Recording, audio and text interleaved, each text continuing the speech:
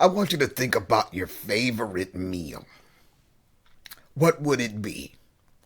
I've tasted lobster, but I get an allergic reaction. But if I could, I'd have lobster, salmon, baked potato, asparagus with hollandaise sauce on it, and creme brulee for dessert.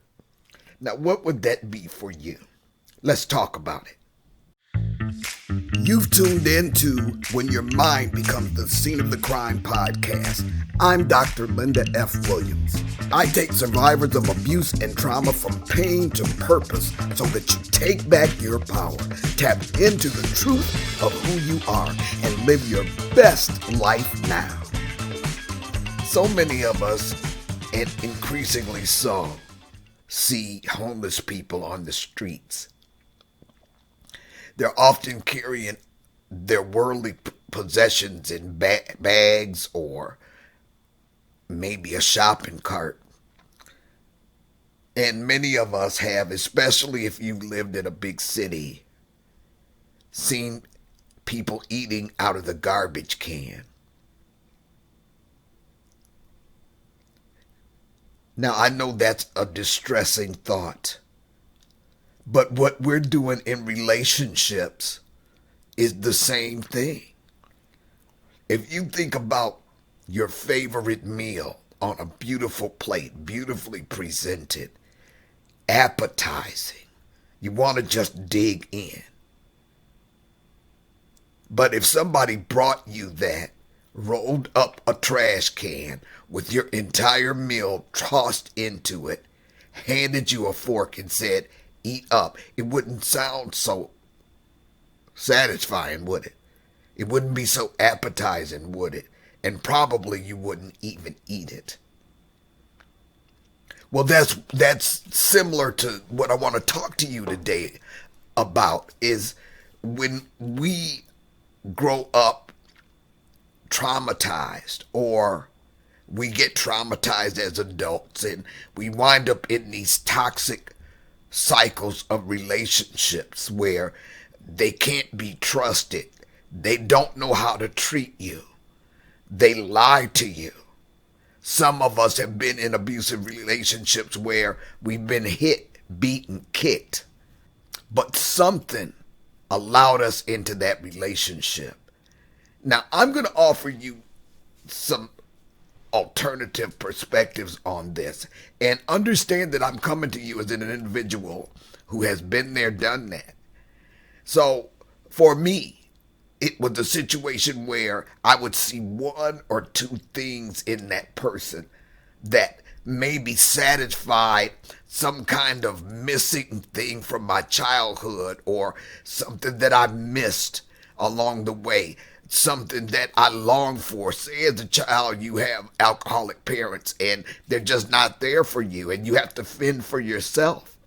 They're not feeding you, they're not clothing you, they're not taking care of your needs emotionally or physically. And so you grow up with this deep desire, and you want someone who's going to meet those needs. We do not get to skip developmental levels, everybody. We don't. So if you skip a developmental level as you grow up, you're going to eventually have to go back to that and learn how to cope from that developmental perspective. What's going on when we fall for all of these toxic relationships is we're taking our favorite meal in a dumpster, in a trash can. But there was just one or two things that was on the plate that was tossed in that garbage can that we focus on. We get laser focused. It's almost like there's something in our brain that clicks. And just those one or two things that this individual, from your perspective, meets, is got you all in. You're totally sold out. And as time goes on, inevitably their true colors begin to come to the fore, but we're still laser focused on that one or two things that this individual is satisfying from some past trauma. we're not seeing all of the trash that our meal is dumped on top of, but we are just focusing on those one or two things that seem to soothe or meet, from our perspective, something that was missing as a result of trauma or negligence. Now, I know that was a really harsh way to bring this, but I had to come to terms with this myself, and that's what I saw. That I was so starved out on some level. Now, not on all levels, but on some level, I was so starved that I was willing to eat out of a dumpster in relationships. Totally threw myself in, neglected myself, my own needs on every level, and it was focused on them. And inevitably, all of the things that I had ignored, focusing on one or two things, would eventually slap me back to reality, because I would be in a situation where I was devastated emotionally. And when I was being abused, I was devastated physically. In almost all of those situations, it left me devastated financially. I was just devastated. And when I got in that desperate, devastated state was always the point at which I finally cut ties. We don't have to get in a devastated state to finally cut ties with toxic individuals. You need to think about, what did I miss coming along? What am I starving for in a man? Now, I've never shared this with anybody else. It's a minor thing, but I need to share this with you so that you can get a good, clear understanding of how this played out. So I had a boyfriend. Yeah, he drank, he smoked weed and everything, and he wasn't really all that on an intellectual tip, but he was funny and we enjoyed each other, right?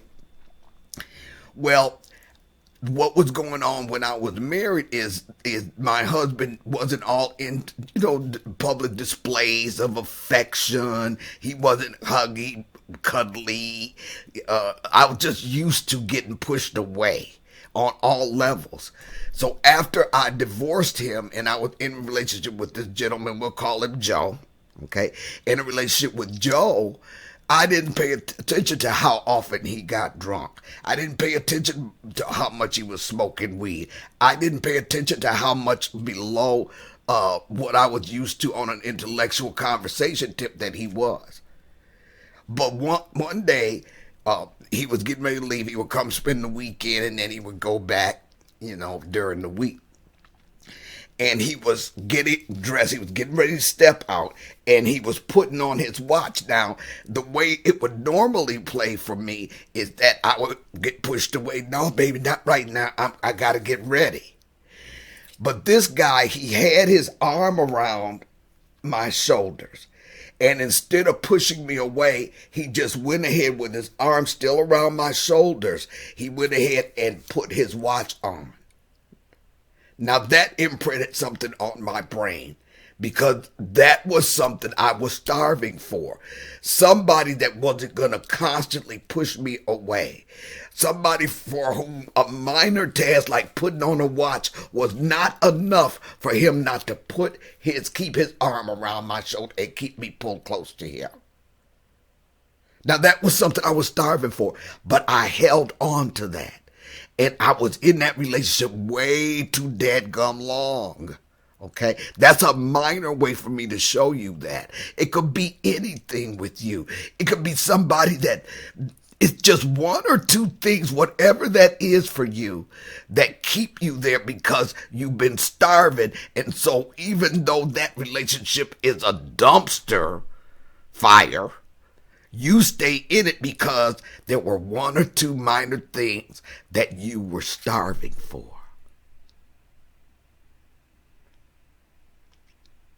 It's what we do when we've been traumatized. It's what we do. We settle for less. We tend to razor focus on certain things that imprinted our brains as a result of past trauma. And it doesn't have to just be childhood trauma or neglect. Any kind of trauma that you go through. So I just want to challenge you to look, let me get this said. So what I'm going to ask you to do, I'm going to ask you to do without going through a thing or putting yourself through that whatever the breakup was, it was all your fault.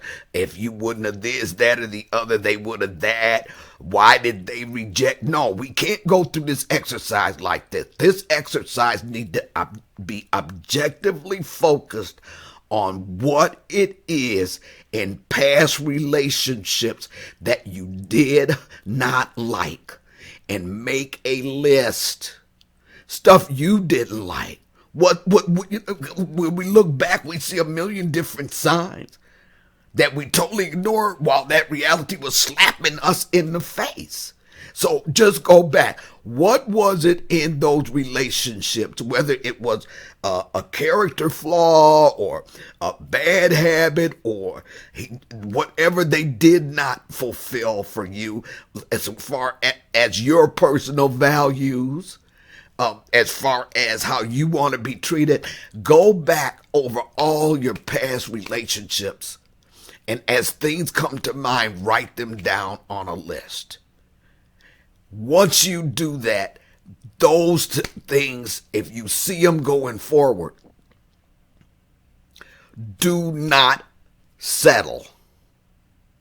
Okay? Do not settle. Don't eat out the dumpster. Okay? Then I want you to, and look, this is the deal. I'm not much for all of this 1, 2, 3, 4 and your free thing, because that ain't how things work, okay? This is the deal. You're going to do that. Concurrent with that, you're going to write a list of all of the things in past relationships. Now, I'm not asking you to draw a list of your knight in shining armor that you want to come rescue you, just in past relationships. What are the good things? Because even though somebody's a knucklehead, because they're human, there's some good in them. Okay?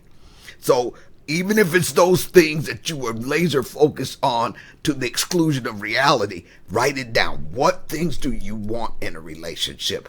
Think about what kind of character do you... No, I'm sorry. Based only on the good things you've experienced in past relationships, you're going to write down, what did you like? What did you enjoy? What did you feel was worthwhile? Whether it's their character or the way they talk, whatever it is, you're going to make a separate list. Now, the reason why I don't do 1, 2, 3, 4, 5 type of stuff very often is because when you do these lists, it's not going to be a one and done. You're not going to sit down today and write a whole list, and that's going to be the comprehensive list. What's going to happen is you're going to get started on both of those lists.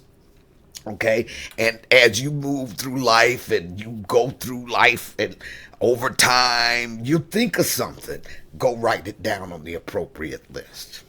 Okay? Then what I want you to do is remember the good and remember the bad. And when you get into another relationship where you find yourself, you know this now, so you're going to be able to catch yourself doing this. And when you see a relationship where for every ounce of pleasure there's a pound of pain, you need to cut and run and cut your losses. See, this is all about cutting your losses before you put your heart into a relationship. Because once you put your heart into a relationship, the pulling away is going to be tougher and tougher. Now, I've got, which thing is that? I think it's the dating book. I'll give you a link to a little ebook that you can download that's going to tell you what to look for. I mean, and you can see some of these things on a first date. I guarantee you will see most of these things within 3 to 6 months. And when you hear or see these things, you need to run, not walk, run. Don't get caught up in dumpster dive mode in your mind. Dumpster dive relationships are not working for us in 2022 or going forward, okay? And when you see certain things, they telling you something. They're telling you something about that person's character. And remember this, anybody can hold their own and pretend for a certain amount of time. But that pretense, it's going to begin to crack like cracked glass and fall down all around them and expose their true characters. So I'll put a link to that ebook here, and when you read that, that's going to tell you how to conduct yourself on a date. Don't talk too much, okay? Don't be telling them your whole story. Don't tell them about how Joe Blow did you wrong and how I ain't never this and I ain't never that. You got to hold your cards close to the vest. Don't tell people how to manipulate you. Because if a guy is out there just for one thing or really doesn't care about you and think he can play you, if he's a narcissist, trust me, you do not want to give him his doggone playbook. Okay? Anyway, that's it for today. I'm not gonna hold you any longer. I just wanted to share that with you. And if you have any questions or comments, put them down below. And if you like the content here, please subscribe and maybe like the video. Talk to me. Let's go back and forth here in the comments. And if you know of anybody who could use this information, please share it. The more the merrier. Anyway, I'm Dr. Linda F. Williams, and always remember that your greatest power is realized in the truth of who you are. Know that truth. Thank you for joining us today for When Your Mind Becomes the Scene of the Crime podcast. To contact Dr. Linda, just go to whoseapple.org. That's WHOSEAPPLE.org.